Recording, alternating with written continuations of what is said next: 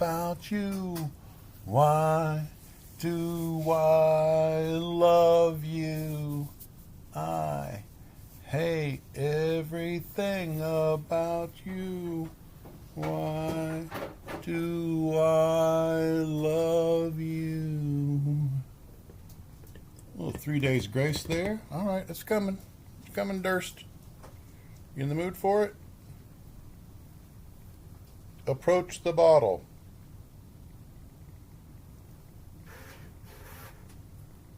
There you go.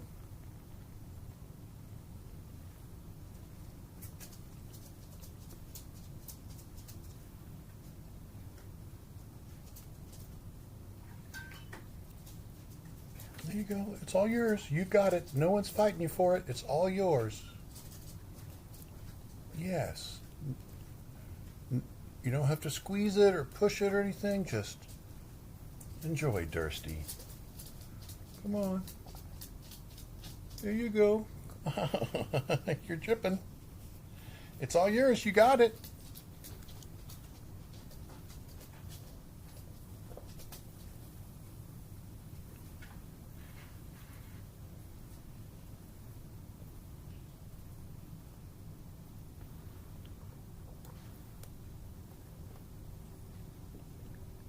Okay, you got it.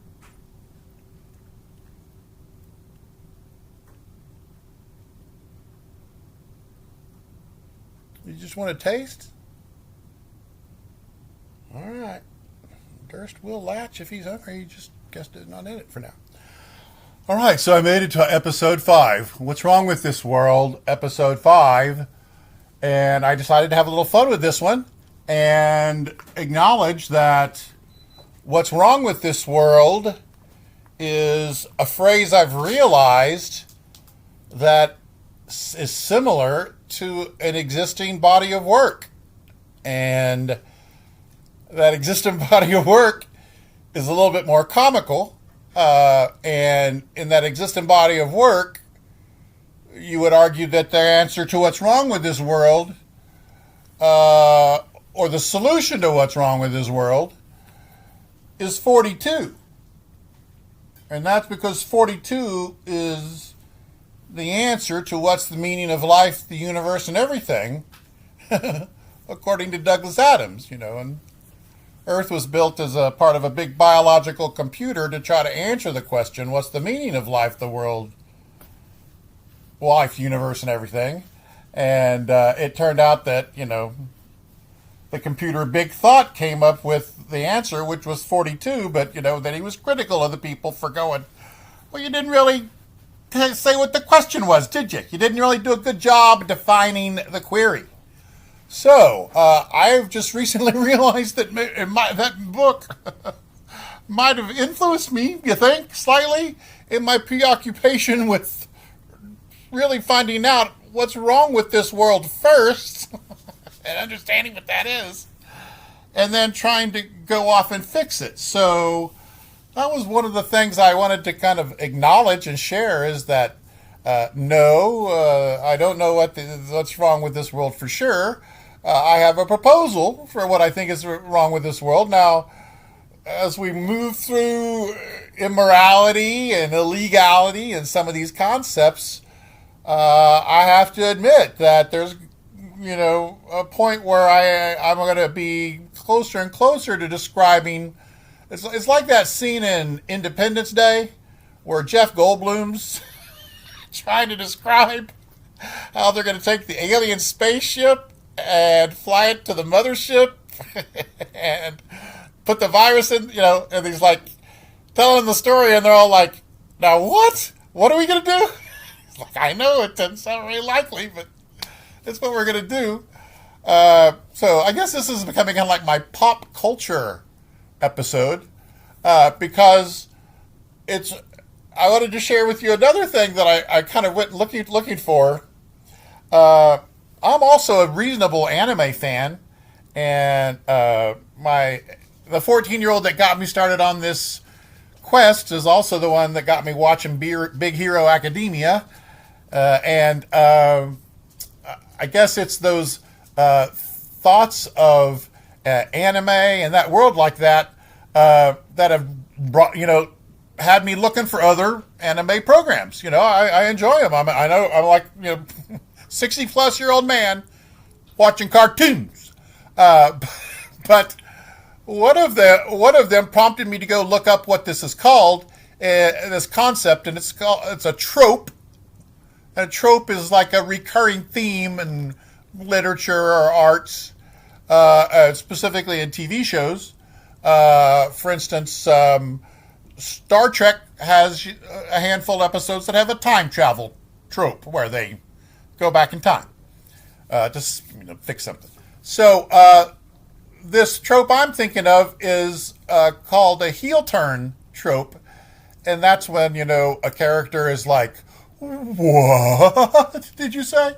It's similar to Goldblum describing how they're going to save everybody in Independence Day.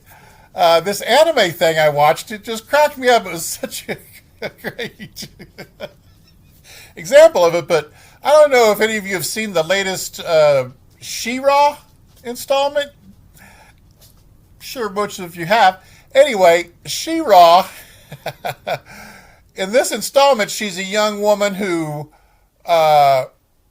was thankfully saved by an organization that came to her planet and helped save her and guide her and raise her to go help this organization save people on other planets.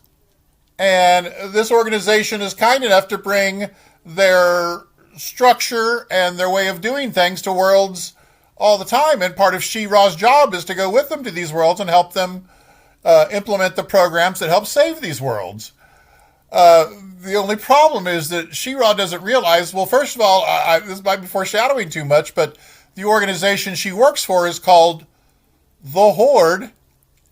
And when another character asks her why she's like working for the evil Horde, she's like, who said they're evil? It turns out they're not providing infrastructure to, planets. They're colonizing them. They're empirical and they're taking them over. But She-Ra, one of their, soldiers, is clueless. She thinks they're all American and just like doing everybody a big favor. She's part of the evil Horde. Anyway, for her, that was a heel turn moment. She's like, what? The evil? Why do you call the Horde evil? It's because they're the evil Horde, dude.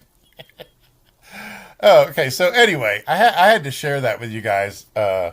Just a little bit of fun. We're talking about what's wrong with this world, and it just came to me that it was a Douglas Adams similarity thing. So I thought I'd take a moment for an episode and give props to Douglas Adams. I also feel like Douglas Adams' creative process is probably not too dissimilar from my analytical process, which largely just involves me looking blindly at a wall or something and thinking about things. Or I was fortunate, in the past, I've been able to sit in like a swimming pool or whatever and just think about things. So what's wrong with this world? It comes from a similar place that I think Douglas Adams. What's the meaning of life, the universe, and everything?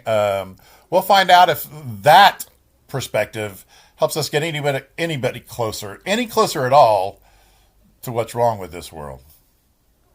Come back.